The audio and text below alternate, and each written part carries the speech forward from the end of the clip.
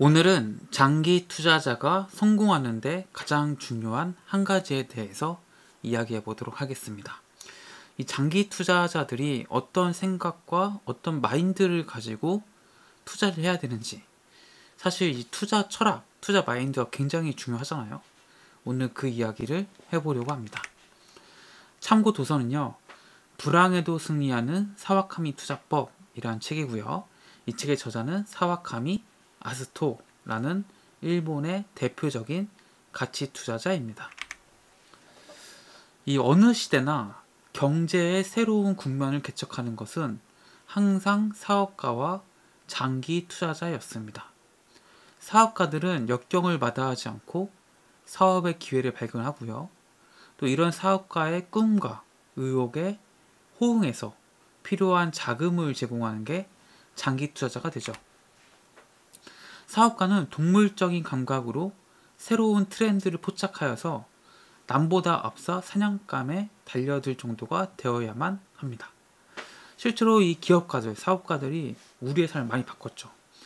제가 생각하기에 가장 최근에 이제 우리의 삶을 크게 바꿔 놓으신 분은 스티브 잡스가 아닌가 싶은데, 스마트폰이라는 거를 처음 만들었죠. 우리가 현재 쓰는 스마트폰의 가장 근접한 형태를 만드신 분이죠. 그래가지고 거기서 이제 막 어플이라는 게 생기고, 그 어플을 만드는 회사가 또 몇 조의 회사가 되고, 뭐 기존의 기라성 같은 뭐 노키아 같은 회사들이 망하게 되고, 큰 시대의 전환을 만든 기업이 아닌가 싶은데, 스티브 잡스가 이제 그런 역할을 전 했다고 생각합니다. 근데 이제 이 마찬가지로 이 장기 투자자도 뭔가 위험하다는 이유만으로 혹은 뭐 이론만을 내세워서 눈앞의 수지 타산에만 매달려서 있어서는 큰 수익을 발할 수 없다는 거예요. 장기 투자도 스티브 잡스의 그 첫 프레젠테이션, 아이폰에 대한 첫 프레젠테이션, 제가 이제 대학교 다닐 때 그걸 처음 해가지고 그때 굉장히 그게 인상 깊었고, 또 PPT 같은 거 발표할 때 이 스티브 잡스 식으로 프레젠테이션 하는 게 굉장히 유행이었습니다. 또 그런 책들도 많이 나왔고요. 그런 것들을 보고서 저 스티브 잡스가 만든 아이폰이라는 게 뭔가 인류의 삶을 바꿔놓을 것 같다라고 생각하고 투자를 했다면, 그때 투자를 했다라면 아마 큰 돈을 벌 수 있었지 않을까라고 생각하고, 또 투자해서 번 분도 있으시겠죠. 하지만 대부분은 이제 그냥 저처럼 지나쳤죠. 아이폰도 잘 안 쓰고 그냥 이렇게 설마 뭐 그 대단한 거겠어 하면서 이제 투자의 길을 놓쳤고, 그 사이에 애플의 주가는 어마어마하게 올라가게 되었죠. 역사적으로 보면요, 1980년대 미국을 보면은 1979년에서 1980년 초에 제2차 석유 파동이 있었습니다. 이때 물가가 치솟아가지고 이 소비자 물가가 10% 상승률을 이제 기록을 했거든요. 굉장히 물가가 많이 올랐던 거죠. 근데 이 시기에 아이러니하게 1981년에 마이크로소프트, 1982년에 컴팩, 1984년에 시스코, 델 컴퓨터, 1985년에 AOL, 1986년에 오라클이라는 회사들이 만들어진 거죠. 이렇게 위기 속에 경제가 안 좋을 때도 굉장히 위대한 인류의 큰 획을 긋는 회사들이 많이 이제 탄생을 했고, 또 지금도 남아있기도 하죠. 불과 10여 년 만에 정말 처음에 작은 기업이었던 그 기업들이 어마어마한 세계적인 기업으로 성장을 했다라는 거예요. 1980년대 전반 당시에는 아까도 말했지만 이제 물가가 굉장히 높았잖아요. 그리고 이제 또 그래도 금리가 매우 높아가지고 이 주식 말고는 주식 말고 예금으로 뭐 충분히 수익을 볼 만큼 금리가 매우 높았다고 합니다. 그런데 이 장기 투자자들은 그런 이제 안전적이고 뭔가 충분한 편히 어떻게 보면 돈을 버는 이자 수익을 포기하고 주식에 투자한 이제 투자자들이 있었고, 그 투자자들은 결과적으로 큰 수익을 볼 수 있었다라는 겁니다. 이런 역사 얘기를 왜 하느냐? 장기 투자의 이제 관점에서 봤을 때 현 시점의 경기 침체나 경제 전반의 부진은 크게 신경 쓸 게 아니라는 거죠. 만약에 그때 뭐 고물가 상황에 뭐 경제가 어렵다 해가지고 마이크로소프트나 뭐 아까 말했던 뭐 델 컴퓨터, 뭐 컴팩, 시스코 이런 기업에 투자를 안 했더라면은 그냥 뭐 그렇게 썩 나쁘지 않은 은행 금리 수준의 이자를 벌 수 있었겠죠. 하지만 이런 상황에서도 이럴 때 투자해야지 하고서 마이크로소프트라든지 컴팩이라든지 시스코, 모라클 이런 회사에 투자한 투자자들은 큰 돈을 벌 수 있었잖아요. 마찬가지라는 거예요. 현 시점의 경기 침체니까 혹은 경제 전반이 부진하니까 주식 투자하면 안 돼.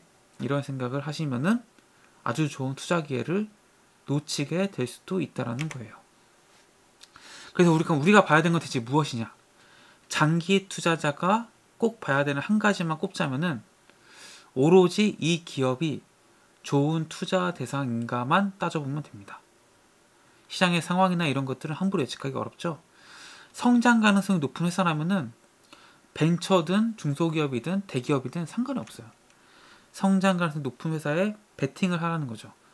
지금 같은 경우에 뭐 우리나라 코스피 진짜 완전 2400도 무너지고 막 이런 상황이잖아요. 굉장히 좋은 투자의 시기일 수 있다. 아니 어쩌면은 경제의 흐름이나 경제 전반 이런 상황이 중요한 게 아니고 이 코스피, 코스닥에 상장되어 있는 수많은 기업 중에 앞으로 높은 성장성을 가진 기업이 무엇이냐에 집중해서 기업들을 발굴해서 그 기업들의 주식을 싸게 살 수 있는 기회로 인식하는 것이 훨씬 더 좋다라는 거죠. 그래서 시장 전체의 평가 낮은 시점이라면 저가 매수의 기회라는 거죠. 지금이 딱 코스피가 딱 그렇지 않나 싶은데요. 왜냐면은 지금 굉장히 여러 가지 상황이 안 좋잖아요. 정치도 불안정하지, 환율도 막 흔들리지, 또 코스피, 코스닥의 기업 그 평가, 뭐 PBR이라든지 PER 이런 것들 보면은 타 국에 비해서도 굉장히 낮거든요. 그러면은 우리가 지금 이 분위기에 정말 우리나라 망하는 거 아니야? 여기에 두려움에 공포를 떨면서 그냥 이 시기를 그냥 뭐 예금이나 이런 거에 넣어 놓아야 되는 건지, 아니면은 우리나라의 그 원동력, 우리나라의 진짜 저력은 결코 사라지지 않았고 또 시장 전체적으로 침체되어 있긴 하지만 그 안에서 열심히 일해서 성장을 하는 기업들을 발굴해서 투자를 한다면은 그 기업을 굉장히 싸게 살 수 있는 아주 좋은 기회가 아닌가, 이런 생각을 해볼 수 있는 거죠. 그래서 시장 전체의 평가가 낮은 시점이라면 저가 매수의 기회가 될 수 있다, 이 말씀을 좀 드리면서, 또 장기 투자자는 사업가와 꿈을 공유하고 운명 공동체와 같은 기분으로 사업 확대에 협력을 해야 됩니다. 즉 기업의 열렬한 후원자가 되는 거죠. 이렇게 시장이 어려울 때 내가 이 기업의 성장성을 보고서 내가 자금을 대어줄게, 이런 관점에서 주식을 산다면은 그 기업이 어떻게 보면 그 자금을 활용해서 더 큰 성장을 이뤄낼 수도 있고, 더 크게 성장한다면은 나에게 더 큰 수익으로 돌아올 수 있겠죠. 이런 관점으로 주식에 투자하고 장기 투자를 하셔야 된다는 겁니다. 그래서 지금 시장 상황은 매우 안 좋지만 시장의 상황에 휘둘리지 마시고 우리가 해야 될 것은 기업의 성장성이다. 그 기업이 성장할 수 있는지 아니지만 보셨으면 좋겠다, 이 말씀을 꼭 드리고 싶습니다. 그리고 높은 성장을 하는 기업을 발굴했다면은 그야말로 지금은 너무나 싸게 주식을 살 수 있는 기회가 될 수 있다는 것을 말씀드립니다. 그래서 오늘 장기 투자자가 꼭 가져야 되는, 꼭 보아야 되는 한 가지에서 이야기를 해봤고, 기업의 성장성을 잘 따져보셔서 좋은 기업 찾으셔서 장기 투자하셨으면 좋겠습니다. 오늘도 영상 봐주셔서 감사하고요. 구독과 좋아요 누르시면 제게 큰 힘이 됩니다. 고맙습니다.